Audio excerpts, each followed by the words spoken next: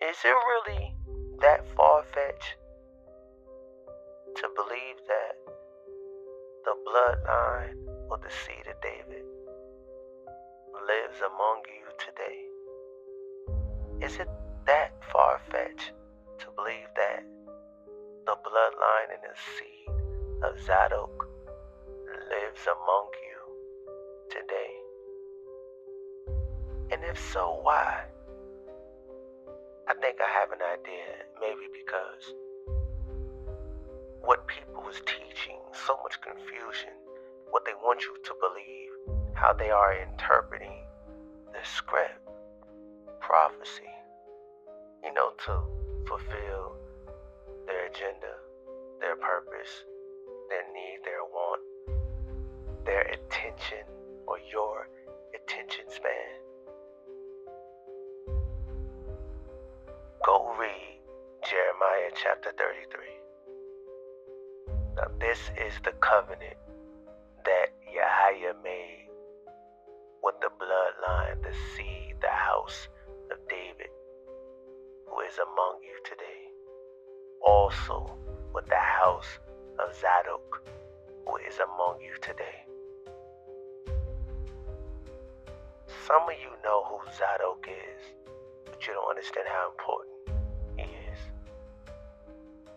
Zadok is of Moses' blood, and he is of the line of the high priest. But if you've been taught anything else or something other, you might just look over it and don't even take him for what he truly is. You might take him for granted, which is not a good thing. But this is a everlasting, forever covenant made with the house of Zadok.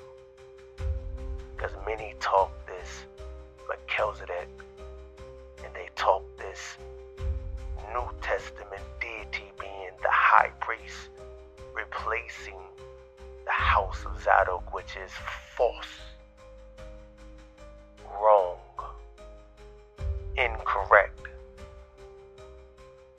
And it should have never even got out there like that.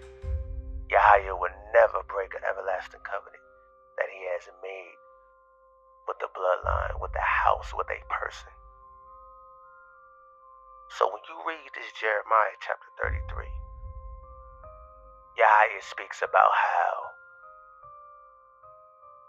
the rising of the sun and the going down of the sun, and if there will always be a day and there will always be a night during the time of your life, then this forever covenant will be with the house of David, aka Dawadah or Dawadah, and also with the house of Zadok, right? That this covenant is forever. If you wake up and it's morning and you go to sleep and it's nightfall, that means this covenant is forever. It has not been rearranged, changed, it has not stopped. It's forever with these two people, these two bloodlines. Here's a sidebar. If you own a Septuagint, I want you to go to Jeremiah chapter 33 in your Septuagint. But guess what? It's not there. It was purposely taken out because this particular chapter in this book, in these verses from 14 to 26, they prove that the New Testament is false and there was no covenants made with no Jesus, no Yahushua, no Yahusha, no Yahshua, no none of that, no Yahusha, none of that. That the covenant is made with Zadok of the high priest line to be the future high priest for the future temple, the third and last one, and a covenant made with the house of David, aka Dawadah, to be the governor and the prince over Yahweh's people, as Yahweh reigned as sovereign king. But I like to just say sovereign because that's above all things. Right? If you read that, you will see that, and it will dispel the lie. But I ask you this question: is it so hard to believe that the house of David is here today, and the house of Zadok is here today, that they are in captivity with you?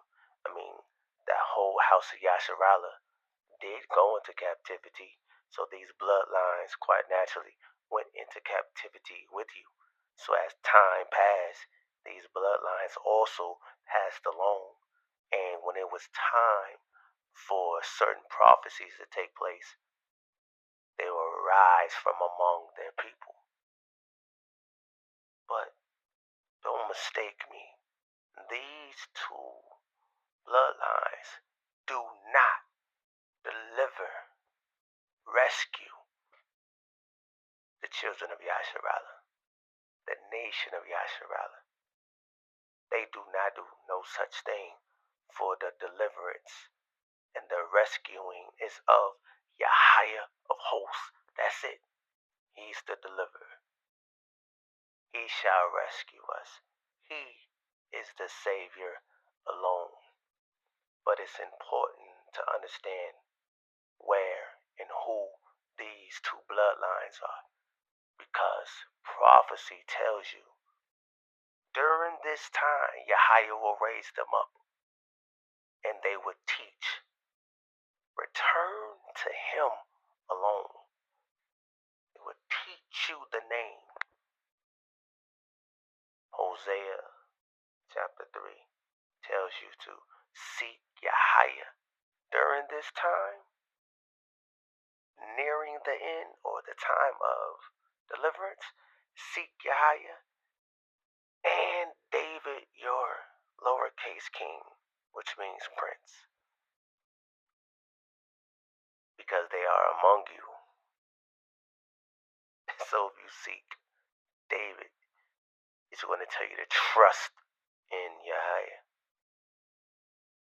not trust in what you see or what you're hearing from these certain platforms, from these foolish people mouths. If you come across the house of Zadok, the seed, the bloodline of Zadok, you will be speaking the same thing. From a vision that I had, you must know the name of Yahweh and call upon that name and speak upon that name.